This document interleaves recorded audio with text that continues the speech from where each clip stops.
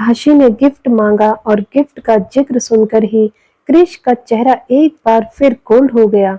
Shut up Firefly, तुम्हें gift चाहिए, मैं तुम्हें गिफ्ट दूंगा। पहले इधर आओ मेरे पास, कहकर क्रिश ने अपने एक हाथ से बेड के बगल वाला ड्रॉयर खोला और उसमें से एक रेड वेलवेट बॉक्स निकालकर आशी की तरफ बढ़ाया।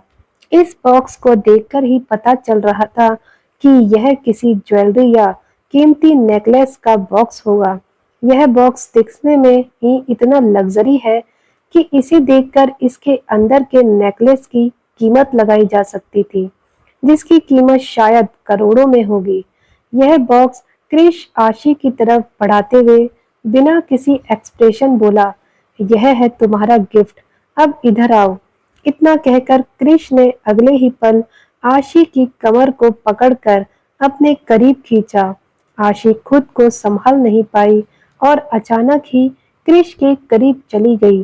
अब क्रिश ने धीरे से अपने हाथों को बढ़ाकर आशी के चेहरे से घूंघट हटा दिया, तो अब आशी के खूबसूरत और मासूम चेहरे को अपने सामने देखकर क्रिश की नजरें उसके चेहरे पर ही ठहर गईं।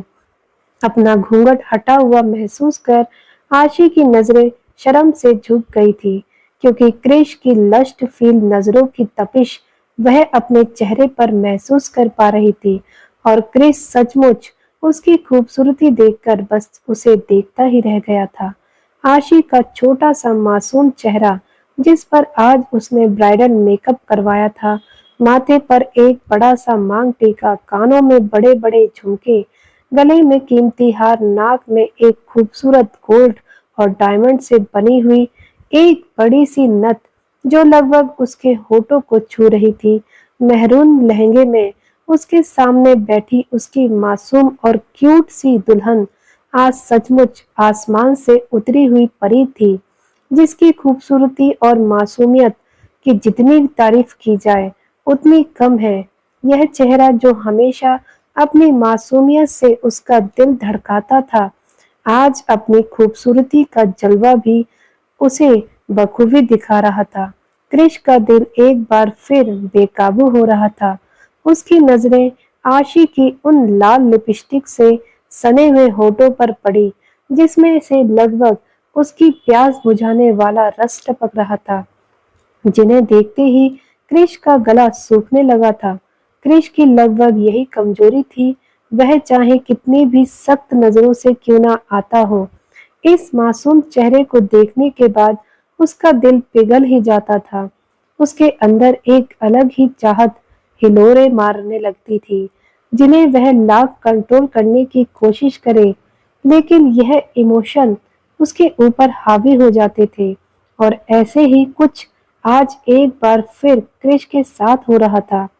क्रिश की नजर आशी के क्यूट सी छोटी सी नाक से फिसलते हुए उसके होठों पर आकर टिकी हुई थी और धीरे धीरे उसके होठों से सरकते हुए उसके गले के नीचे जा रही थी।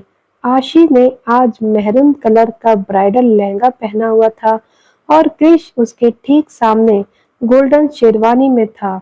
आशी के ब्लाउज का गला हल्का सा डीप था, जिसके कारण उसके क्लीवेज उस ब्लाउज से हल्के हल्के दिख रहे थे। आशी ने दुपट्टे को जिस तरह ड्राइव कर रखा था, बैठने के कारण वह दुपट्टा उसके सीने से काफी हद तक निकल चुका था और अब उसके क्लीवेज क्रिश को काफी हद तक शो हो रहे थे, जिन्हें देखते हुए क्रिश को अपने अंदर गर्मी महसूस हो रही थी। क्रिश बिना एक पल की देरी किए उसको अपनी नीली नजरों से देखते हुए उसने अपनी एक उंगली आशी के चिन के नीचे रखकर धीरे से उसके चेहरे को ऊपर की तरफ उठाया और अब वह धीरे धीरे आशी के उन लाल मुलायम होठों की तरफ झुकने लगा। क्रिश को अपनी तरफ झुकते हुए देखकर आशी का दिल जोरों से धड़कने लगा। उसके दिल में एक अलग ही बेचैनी आने लगी थी। उसके हाथ अपने आप अपने लहंगे पर कस गए थे, लेकिन इससे पहले कि क्रिश अपने होठों से उसके होठों को छू पाता, तभी आशी जल्दी से अपनी एक उंगली क्रिश के होठों पर रखकर उसे वहीं रोक देती है। अचानक आशी के इस तरह रोकने पर क्रिश कंफ्यूज नजरों से उसे देखने लगा। तभी आशी अपना सर धीरे से ना में हिलाते हुए बोली, नहीं, यह गिफ्ट काफी नहीं है साइको।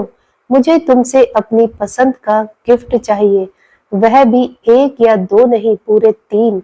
और आशी की इन बातों को सुनकर क्रिश अपनी ही जगह पर रुके हुए उसे अपनी कोल्ड नजरों से देख रहा था। उसके चेहरे पर फिलहाल कोई एक्सप्रेशन नहीं थे, लेकिन नीली आंखों की कोल्डनेस साफ नजर आ रही थी। शायद उसे आशी का इस तरह रोकना अच्छा नहीं लगा था। वहीं दूसरी तरफ याना, जो कि बालकनी में खड़े आसमान में चांद को देखते हुए अपनी किस्मत के बारे में सोच रही थी। कुछ ही घंटे में उसकी लाइफ पूरी तरह से चेंज हो चुकी थी। उसे एक अनचाही फोर्सफुल शादी में बंधना पड़ा, वह भी उस इंसान के साथ जिसे वह शायद अपनी लाइफ में सबसे ज्यादा नफरत करती है। वह भी सिर्फ इसलिए क्योंकि वह उसी इंसान के अनचाहे बच्चे की मां बनने वाली है। एक ऐसा इंसान जिससे उसे प्यार की उम्मीद नहीं है, प्यार तो छोड़ो, शायद इज्जत की उम्मीद भी नहीं है। वह उस इंसान से यह उम्मीद भी नहीं कर सकती कि शायद वह उसे कभी समझेगा या उसे फ्रीडम देगा। याना की लाइफ में अचानक ही बहुत जल्दी जल्दी करवट बदलना शुरू कर दिया था, और आज वह उसी इंसान की दुल्हन बने इस कमरे की बालकनी में खड़ी है। याना अभी यह सब सोच ही रही थी, और तभी अचानक ही उसे अपनी कमर पर किसी के ठंडे हाथ महसूस हुए। इन हाथों के टच को महसूस करते ही याना एक पल के लिए कांप उठी। उसकी सांस एक पल के लिए अटक गई थी, लेकिन उसने इतनी हिम्मत नहीं थी कि वह पलटकर राका को देख सके। याना ने तुरंत ही घबराकर अपनी आंखें बंद कर ली और अपनी लड़खड़ाती आवाज में थोड़ा घबराते हुए बोली, राका तुम। राका अपनी पकड़ याना की कमर पर और मजबूत करते हुए उसे तुरंत ही अपने करीब खींचता है। याना तुरंत ही राका के सीने से जा लगी। तभी याना की पीठ राका के सीने से लगी हुई थी। घबराहट के मारे याना का गला सूख रहा था, उसकी सांसें तेज चल रही थी, उसके होठ कांपने लगे थे, उसे थोड़ी घबराहट हो रही थी। उसने अपना व्हाइट कलर का वेडिंग गाउन अपने हाथों की मुट्ठी में कस लिया था, लेकिन राका को रोकने की उसकी हिम्मत नहीं थी। और तभी राका धीरे से अपने सुलगते होठ उसके गले पर रखते हुए उसे हल्के से किस करते हुए अपनी ठंडी और डीप वॉइस में बोला, मैं। क्या हुआ स्वीटहार्ट, टेंशन मत लो, अब तुम मेरी वाइफ हो। अब तुम्हारे करीब मेरे अलावा कोई और आने की हिम्मत नहीं करेगा। वैसे तुम यहाँ क्या कर रही हो? तुम्हें तो बेड पर बैठकर अपने हस्बैंड का इंतजार करना चाहिए। आज की रात उस आसमान के चांद को मत निहारो, क्योंकि तुम्हारा चांद यहाँ तुम्हारी बाहों में है। ऐसा कहते कहते राका उसके गले और कंधे के पास अपने होठों से किस करते हुए हल्के हल्के प्यार कर रहा था। राका का ऐसा करना याना को अजीब ही फीलिंग दिला रहा था। तभी याना अपनी लड़खड़ाती हुई आवाज में घबराते हुए बोली, राका क्या कर रहे हो तुम? छोड़ो मुझे, नींद आ रही है, मैं बहुत थक गई हूँ। इतना कहकर याना तुरंत ही घबराकर खुद को राका की बाहों से छुड़ाकर वहां से जाने लगी। लेकिन तभी राका ने अचानक उसके एक हाथ को पीछे से पकड़कर अचानक ही झटके से गोल घुमाया। याना इसके लिए तैयार नहीं थी। वह अचानक ही गोल घूमते हुए तुरंत ही राका के सीने से जा लगी। उसके हाथ राका के दोनों शोल्डर पर चले गए और राका ने अपने दोनों हाथ उसकी कमर में लपेटकर उसे अपने करीब करते हुए उसकी आंखों में आंखें डालकर कहा, ऐसे कैसे नींद आ सकती है स्वीटहार्ट? आज की रात तो जागने वाले वक्त है, एक दूसरे की बाहों में खोने का वक्त है, तुम्हारा एक बार फिर मेरा होने का वक्त है। आज हमारी न्यूली वेडिंग हुई है लीगली, अब तुम मेरी वाइफ हो, और इस हिसाब से आज हमारी फर्स्ट नाइट है, हमारी वेडिंग नाइट। इस रात के लिए हर औरत के अपने ही ख्वाब होते हैं, क्या तुम्हारे नहीं हैं? खैर, तुम्हारे नहीं है तो आई डोंट केयर, पर मेरे तो हैं। आज की रात मैं अपनी वाइफ को रात भर सोने नहीं दूंगा और मेरी वाइफ का भी फर्ज बनता है कि वह अपने हस्बैंड को खुश रखे। वह खूबसूरत रात तो तुम्हें याद नहीं थी स्वीटहार्ट, बट आई श्वेयर कि आज की रात तुम्हें हमेशा याद रहेगी। तो शुरू करें। और इतना कहकर राका ने बिना एक पल की देरी किए याना के होठों पर अपने होठ रख दिए और इससे पहले कि याना कुछ समझ पाती, राका ने उसे धीरे से किस करना शुरू कर दिया था। याना को फिलहाल इस बात का अंदाजा नहीं था। वह अपनी जगह पर जमी सी खड़ी थी। उसके दोनों हाथों की पकड़ राका के शोल्डर के कपड़ों पर कस गई थी। उसकी आंखें अपने आप बंद हो गई थी। न जाने क्यों उसने राका को खुद से दूर करने की कोशिश नहीं की। अब राका धीरे धीरे उसे किस करते हुए अचानक अपनी गोद में ब्राइडल स्टाइल में उठा लेता है और अपने कदम बेडरूम की तरफ बढ़ा देता है। कुछ ही सेकंड में वह याना को बेड पर लेकर आया और उसे धीरे से बेड पर लेटाते हुए बिना ब्रेक किए उसके ऊपर आते हुए अपनी किस को लगातार करने लगा। देखते ही देखते याना की सिसकियां निकल रही थी क्योंकि राका उसे काफी प्यार से किस कर रहा था। अब याना के हाथ अपने आप ही राका के बालों में चल रहे थे और राका का एक हाथ उसके गालों को थामे हुए था और अब न जाने क्यों याना भी राका का साथ दे रही थी और कंफर्टेबल लग रही थी।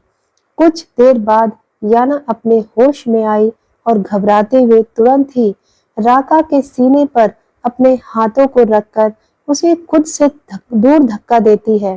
राका, जो कि इस चीज के लिए फिलहाल तैयार नहीं था, अचानक याना से थोड़ा दूर हुआ था और अब वह अपनी गहरी नीली आंखों से याना की खूबसूरत हरी आंखों में देखते हुए थोड़ा कंफ्यूज था। अब उसके चेहरे पर कोल्ड एक्सप्रेशन आ रहे थे। उसने अपने दांत पीसते हुए गुस्से से याना को देखा। याना लुइस, आज मुझे रोकने की कोशिश मत करना, क्योंकि तुम भूल रही हो आज से तुम याना लुइस नहीं बल्कि याना राका विलियम्स हो और आज तुम्हें कोई राइट नहीं है मुझे रोकने का। और अगर तुमने रोकने की कोशिश की तो मुझसे बुरा कोई नहीं होगा, समझी तुम? इसलिए तुम्हारी भलाई इसी में है कि तुम मेरा साथ दो, वरना। कहते हुए राका की नीली आंखें गुस्से से लाल हो रही थी। उसकी बातों में वार्निंग साफ नजर आ रही थी, जिसे सुनकर याना के हाथ पैर ठंडे हो रहे थे और अब उसे घबराहट हो रही थी। उसने तुरंत ही घबराते हुए अपनी लड़खड़ाती हुई आवाज में राका से कहा, मैं जानती हूँ राका, आज की रात मुझे तुम्हें रोकने का कोई राइट नहीं है, क्योंकि अनचाही ही सही, लेकिन हमारी शादी हो गई है और अब तुम मेरे हस्बैंड हो। तुम मुझे प्यार नहीं करते, इस बात का एहसास भी मुझे है।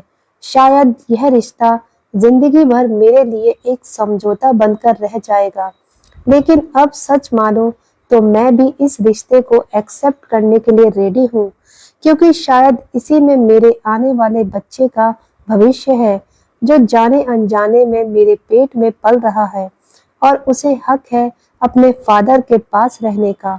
राका, मैं आज रात तुम्हें तुम्हारे सारे राइट दे दूंगी। तुम जो कहोगे उसे मानूंगी भी। तुमसे किसी भी चीज को लेकर बहस नहीं करूंगी, लेकिन बदले में मैं बस तुमसे एक छोटी सी रिक्वेस्ट चाहती हूँ। प्लीज अपनी वाइफ ना समझकर तो कम से कम अपनी होने वाले बच्चे की मॉम समझकर ही मुझे एक प्रॉमिस दे दो। मुझे प्रॉमिस करो राका कि तुम और वही तीसरा कमरा जहां दो दिलों के मिलन के बाद आज दो जिस्म का मिलन होने वाला था। नताशा, जो कि इस वक्त दुल्हन के खूबसूरत लिबास को पहनकर बड़ा सा घूंघट डाले बेड पर बैठी हुई थी, रॉकी का इंतजार कर रही थी और अपने आने वाले खूबसूरत भविष्य का इंतजार कर रही थी, जो कि कुछ ही पलों में रॉकी के साथ शुरू होने वाला था, जिन्हें सोचते हुए उसके दिल की धड़कनें बढ़ती जा रही थी, क्योंकि आज रॉकी और उसका पहली बार मिलन होने वाला था। इस रात को लेकर हर लड़की अपने ख्वाब सजाती है, लेकिन यह रात नताशा की लाइफ में एक अलग ही इम्पोर्टेंट रखता था, क्योंकि इस रात के सपने उसने बचपन से देखे थे, जब वह पूरी तरह से अपने रॉकी की हो जाती है। रॉकी उसे सिर्फ दुनिया के सामने ही नहीं, बल्कि खुद अपनी मर्जी से अपने दिल से अपनाता। यह भाव जो शायद कुछ दिन पहले ही लगभग टूट गया था, जिसकी पूरी होने की उम्मीद शायद नताशा ने खो दी थी। उसने कभी नहीं सोचा था यह सपना एक बार फिर सच होगा और यह खूबसूरत रात उसकी लाइफ में आएगी। नताशा बस इन बातों को सोचते हुए मन ही मन खुश हो रही थी, और तभी अचानक ही कमरे का दरवाजा खुला। इसके साथ ही उसको दरवाजा बंद करने की आवाज भी आई, और इसे महसूस करते ही उसके बढ़े हुए दिल की धड़कन एक सेकंड के लिए रुक गई। उसकी सांस अटक ही गई थी। उसकी पकड़ अपने लहंगे पर कस गई और वह अपने पैरों को और भी ज्यादा करीब अपने सीने के पास सिमटते हुए बैठ गई। तभी रॉकी की नजर बेड पर बैठी हुई नताशा पर गई, और आज पहली बार नताशा को इस तरह अपने सामने देखकर उसे भी एक नर्वसनेस महसूस हो रही थी। लेकिन फिर भी अपनी दुल्हन को अपने सामने देखकर उसके चेहरे पर प्यारी सी मुस्कान थी। उसने धीरे से अपने कदम बेड की तरफ बढ़ाए, और रॉकी को अपनी तरफ आते हुए महसूस कर नताशा भी घबरा रही थी। अब रॉकी बेड पर नताशा की बगल में बैठा। उसने धीरे से अपने हाथ नताशा के घूंघट उठाने के लिए बढ़ाए। तभी नताशा ने शर्माते हुए तुरंत अपना चेहरा दूसरी तरफ कर लिया, और नताशा की अचानक ऐसा करने पर रॉकी कुछ पल के लिए उसे कंफ्यूज होकर देखने लगा। लेकिन अगले ही पल उसके चेहरे पर एक प्यारी सी मुस्कान बिखर गई। वह समझ चुका था नताशा भी उसकी तरह नर्वस हो रही है, क्योंकि उसकी आंखें नताशा की हाथों पर जा चुकी थी, जो कि अपने लहंगे को मुट्ठी में दबा रही थी। अब रॉकी ने अपने हाथ पीछे खींच लिए और ड्रॉयर में से एक गिफ्ट का बॉक्स निकालकर नताशा की तरफ बढ़ा दिया। नताशा, जो कि अपना चेहरा थोड़ा दूसरी तरफ करके बैठी हुई थी, उसने अपने लहंगे के दुपट्टे के अंदर से झांकते हुए तिरछी नजर से उस गिफ्ट बॉक्स को देखा। तो यह एक बहुत ही बड़ा और खूबसूरत बॉक्स था, जो कि रेड वेलवेट का बना हुआ था। काफी कीमती बॉक्स लग रहा था। उसके ऊपर एक छोटा सा गिफ्ट रैप था, जिसे देखकर ही पता चल रहा था कि उसके अंदर कोई कीमती नेकलेस होगा। नताशा ने फिलहाल कुछ नहीं कहा, और रॉकी ने मुस्कुराते हुए कहा, यह मेरी तरफ से तुम्हारे लिए हमारा वेडिंग गिफ्ट। मुझे फिलहाल तो कुछ समझ नहीं आया कि क्या लूं, लेकिन फिर सोचा कि शायद तुम्हें ज्वेलरी पसंद आए। प्लीज इसे एक बार खोल कर देख लो। कीमती सेट रखा हुआ था, जिसके साथ कानों के झुमके भी थे। यह डायमंड का नेकलेस, जो कि खूबसूरत व्हाइट और रोज गोल्ड कलर के डायमंड से बना हुआ था, जिसकी खूबसूरती देखते ही बनती थी। इसकी कीमत शायद करोड़ों में होगी। यह गिफ्ट देखते ही नताशा की आंखें चमक उठी, और तभी रॉकी ने मुस्कुराते हुए पूछा, कैसा लगा तुम्हें, पसंद आया? नताशा ने बिना कुछ बोले शर्माते हुए हाँ में सिर हिलाया, तो रॉकी के चेहरे पर एक प्यारी सी मुस्कान आ गई। उसने भी धीरे से नताशा से पूछा, ऐसे कैसे, एक बार ट्राई करके तो देखो। मैं देखना चाहता हूँ कि यह नेकलेस तुम पर कैसा लग रहा है। और रॉकी के सवाल पर नताशा कंफ्यूज से दुपट्टे की आड़ में उसे देख रही थी, क्योंकि नताशा ने पहले ही बहुत ही कीमती और भारी गहने पहन रखे थे। उसके बाद यह नेकलेस पहनना काफी अजीब और अनकंफर्टेबल था, लेकिन फिर भी रॉकी की खुशी के लिए उसने धीरे से वह नेकलेस उठाकर अपने गले में पहनना चाहा। तभी रॉकी ने उसके हाथों को पकड़ लिया।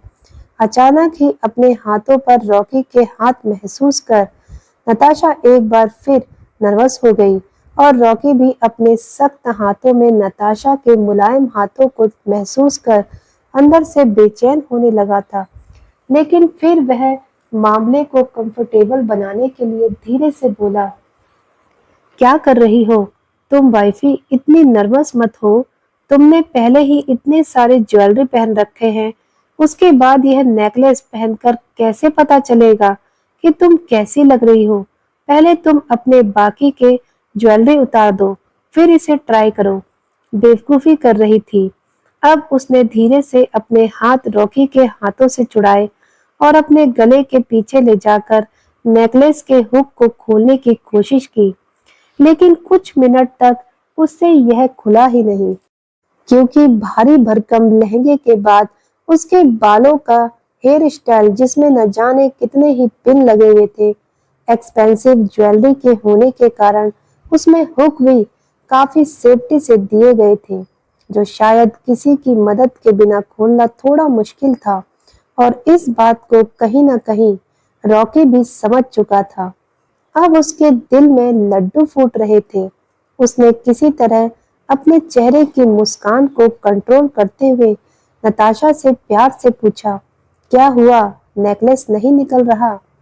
क्या मैं हेल्प करूं? रॉकी के पूछने पर नताशा ने भी मासूमियत से हाँ में सर हिलाया और वह धीरे से पलट गई। और अब रॉकी को महसूस हो चुका था कि उसकी चाल कामयाब हो रही है। दरअसल वह ऐसा इसलिए कह रहा था ताकि धीरे से नताशा के करीब जा सके, वरना वह उसे नर्वस होते हुए अपने करीब आने नहीं देगी। रॉकी ने अपने हाथ पीछे की तरफ ले जाकर नताशा के नेकलेस को खोलना चाहा। तभी उसने काफी प्यार से नताशा से कहा, यह खुल नहीं रहा, शायद कहीं फंस गया है, मैं तुम्हारा दुपट्टा हटा दूं? रॉकी के सवाल पर नताशा भी बेवकूफी में आते हुए हाँ में सर हिलाती है। उस बेचारे की हिम्मत ही नहीं हो रही थी कि वह रॉकी से कुछ भी कह पाए। अब रॉकी ने धीरे से उसके कंधे के पास दुपट्टे के पिन को खोल दिया। ऐसा करते हुए उसने नताशा के ब्लाउज को हल्का सा एडजस्ट किया था, जो महसूस होते ही नताशा को अपने अंदर अजीब सा महसूस हो रहा था। उसकी आंखें अपने आप ही बंद हो रही थी। रॉकी ने कुछ ही पल में नताशा के दुपट्टे को हटाकर साइड में कर दिया और अब नताशा की खूबसूरत बैक रॉकी के सामने थी। उसकी चिकनी मक्खन जैसी बॉडी को देखकर रॉकी के दिल की धड़कन रफ्तार पकड़ रही थी, क्योंकि नताशा ने जो ब्लाउज पहना था वह आगे से थोड़ा डीप और पीछे से बैकलेस था। पीछे वह कुछ डोरियों पर ही टिका हुआ था। नताशा की चिकनी पीठ काफी गोरी और अट्रैक्टिव लग रही थी। रॉकी जानबूझकर अपनी उंगलियों से शरारत करते हुए उसकी पीठ और कंधे पर सहला रहा था, जो नताशा के दिल में खलबली मचाने लगा था। रॉकी झूठ मूठ में उसके नेकलेस का हुक खोलने का ड्रामा करते हुए बोला, यह फंस गया है, ऐसे नहीं खुलेगा, थोड़ी प्रॉब्लम हो रही है, मैं ट्राई करता हूँ। और इतना कहकर उसने धीरे से अपने मुंह को नताशा के गले के उस हुक को दांतों से खोलना शुरू कर दिया। बेचारी मायूस नताशा अपने शरारती पति के शरारतों से अनजान अपने दिल की बेचैनी को कंट्रोल करने की कोशिश कर रही थी। रॉकी जानबूझकर उसके पीठ और गले के पास किस कर रहा था। रॉकी का इतना करना ही नताशा को परेशान कर रहा था, क्योंकि वह पहले ही बहुत ज्यादा नर्वस थी। अचानक रॉकी दांतों से उसके हुक को खोलने का ड्रामा करते हुए नताशा के गले के पास उसे किस करते हुए हल्के से अपने दांतों को दबाना दबाव बना देता है, जिसके कारण एक हुक का निशान नताशा की गोरी बॉडी पर उभर आया। आह की आवाज के साथ नताशा भी सिसक उठी। नताशा की सिसक सुनते ही रॉकी ने धीरे से अपने होठ उस जगह पर रख दिए और अब नताशा के पसीने छूट रहे थे। तभी उसने घबराते हुए अपनी लड़खड़ाती आवाज में पूछा, रॉकी क्या कर रहे हो तुम? सॉरी वाइफी, वह गलती से वहां पर मेरे दांत लग गए थे, यह हुक फंस गया है। और इतना कहकर रॉकी ने एक बार फिर उसे किस करते हुए हल्के से नेकलेस खोल दिया। अब वह नेकलेस जैसे ही नताशा के गले से गिरने वाला था, रॉकी ने तुरंत अपने हाथ आगे ले जाकर नेकलेस अपने हाथों में थाम लिया। रॉकी के हाथ अचानक अपने गले के सामने महसूस कर नताशा एक पल के लिए कांप गई थी। तो रॉकी जानबूझकर उसके गले के आगे के हिस्से को छूते हुए नेकलेस धीरे से उसके गले से निकालता है। नताशा बेचारी तो पसीने से भीगते हुए अपना सलाइवा घूट रही थी। अभी रॉकी के ने धीरे से उसके गले के पास झुकते हुए अपनी मधुर सांस उसके कानों के पास छोड़ते हुए पूछा, वाइफी यह ज्वेलरी काफी अनकंफर्टेबल है, मैं इयररिंग निकाल दूं? बेचारी नताशा धीरे से हाँ में सर हिलाती है। अब रॉकी अपने चेहरे पर शरारती मुस्कान लिए जानबूझकर उसके गले और कानों के पास अपनी उंगली शेड्यूस तरीके से चलाते हुए धीरे से उसके कानों से इयररिंग्स निकालने लगा। इयररिंग्स निकलते ही उसने झुककर नताशा के कानों पर किस करते हुए उसे हल्के से वाइट कर लिया। नताशा एक बार फिर सिसक उठी थी। धीरे धीरे रॉकी ने उसके दोनों इयररिंग्स खोल दिए थे और अब उसके मांग टीका की तरफ अपने हाथ बढ़ाकर धीरे से मांग टीका भी निकाल देता है। उसने झुककर नताशा के माथे पर भी किस किया। अब उसकी उंगलियां नताशा के डिजाइनर हेयर स्टाइल बालों में पड़ने लगी। वह अपनी उंगलियां उनमें उलझाते हुए नताशा से अपनी मदहोश आवाज में बोला, मैं इन्हें भी निकाल दूं? इतना कहते हुए वह नताशा के बालों के जूड़े को भी खोलने लगा। इस बीच उसके हाथ ज्यादा से ज्यादा अपनी शरारत कर रहे थे और कुछ भी पल में नताशा के लंबे काले बाल लहराते हुए उसके बैक को कवर कर रहे थे। अब रॉकी धीरे से नताशा के नाक से उसकी नथ निकालते हुए अपनी नशीली नीली आंखों से उसके चेहरे की तरफ देख रहा था।